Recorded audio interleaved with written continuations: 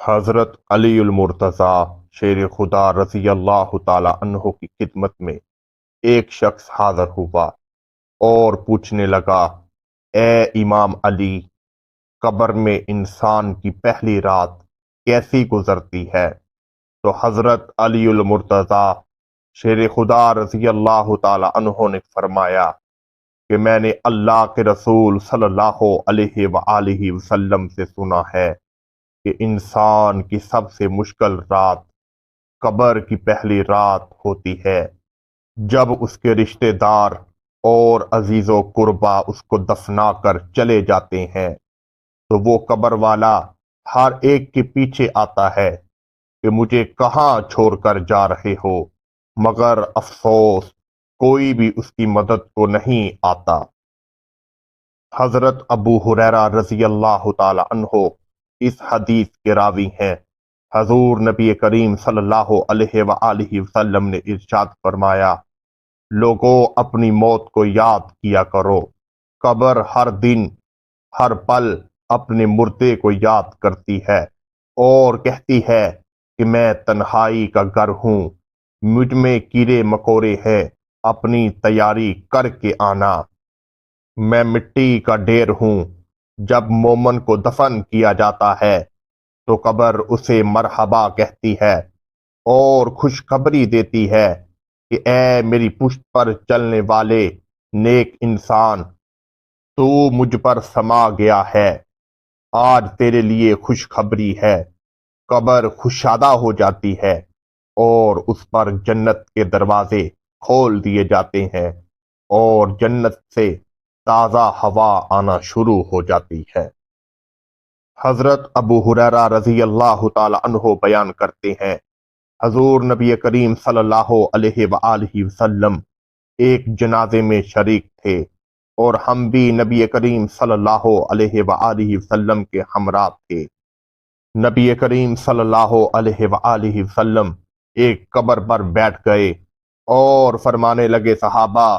یہ قبر ہر روز انسان کو یاد کرتی ہے اور کہتی ہے، اے آدم کی اولاد، تو مجھے بھول گیا۔ کیا تجھے یہ معلوم نہیں کہ میں تنہائی کا گھر، غربت کا گھر اور مجھ میں کیڑے مکوڑے ہیں، مگر اللہ تعالیٰ جس کا حکم دے گا میں اس کے لیے کشادہ ہو جاؤں گی۔ اس کے بعد آپ نے فرمایا، اے قبر، یا تو جنت کا گھر ہے یا ایک آگ کا تندور ہے۔ حضور نبی کریم صلی اللہ علیہ وآلہ وسلم نے ارشاد فرمایا، جب لوگ مردے کو قبر میں رکھ کر چلے جاتے ہیں تو قبر اس سے یہ سوال کرتی ہے، اے انسان، تو مجھ پر بہت اکڑ کر چلتا تھا، کیا تجھے معلوم نہ تھا میں تنہائی کا گھر ہوں، مجھ پر کیڑے مکوڑے ہیں؟ اگر مرنے والا انسان نیک ہوگا تو جواب دینے والے قبر کو جواب دیں گے، یہ دنیا میں جا کر اللہ اور اس کے رسول کو نہیں بولا، اس نے اللہ اور اس کے رسول کی اطاعت کی،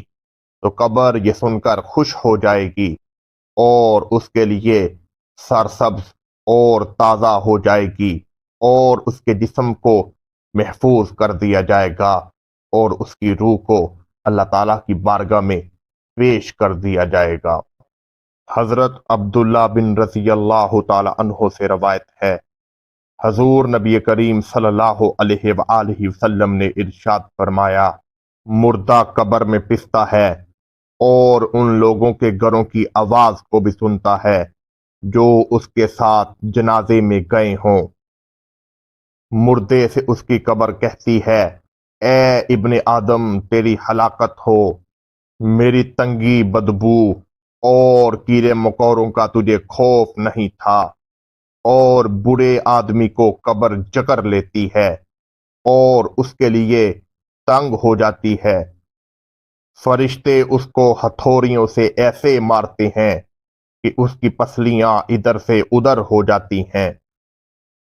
اس کے لیے دوزخ کا دروازہ کھول دیا جاتا ہے اور تا قیامت تک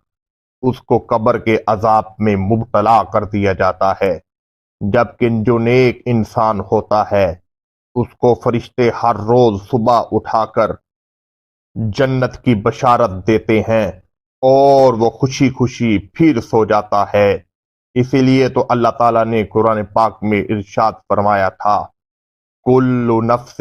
ذائقۃ الموت الذی خلق الموت والحیات لیبلوکم ایکم احسن عملا وہو العزیز الغفور۔ اے دنیا کی حسرت میں چلنے والے انسان، اپنے رب کو تو بھول گیا، مگر تجھے یہ معلوم نہ تھا کہ تجھے ایک دن لوٹ کر آنا ہے۔ تیری یہ دنیا کی حسرت ختم ہو جائے گی۔ یہ دنیا تو تیرے لیے ایک پانی کا بلبلا ہے، مگر اے انسان، تو اپنے رب کی نافرمانی پر اتر آیا، مگر تجھے یہ معلوم نہیں کہ اس کا عذاب بہت درد دینے والا عذاب ہے۔ صحابہ کرام رضی اللہ تعالی عنہ فرماتے ہیں کہ نبی کریم صلی اللہ علیہ وآلہ وسلم ہر پل قبر کو یاد کرتے اور صحابہ کرام رضی اللہ تعالی عنہ کو تلقین کرتے، اے صحابہ، قبر کی پہلی رات بہت غمگین رات ہے، اس کی تیاری کر کے جانا، اس کی تیاری کر کے جانا۔ یا الہی، شہدائے کربلا کا واسطہ، امیر حمزہ رضی اللہ تعالی عنہ کے روضہ انور کا واسطہ، ہماری قبروں کو کشادہ فرما اور ہمارے ایمان کی حفاظت فرما۔ آمین ثم آمین۔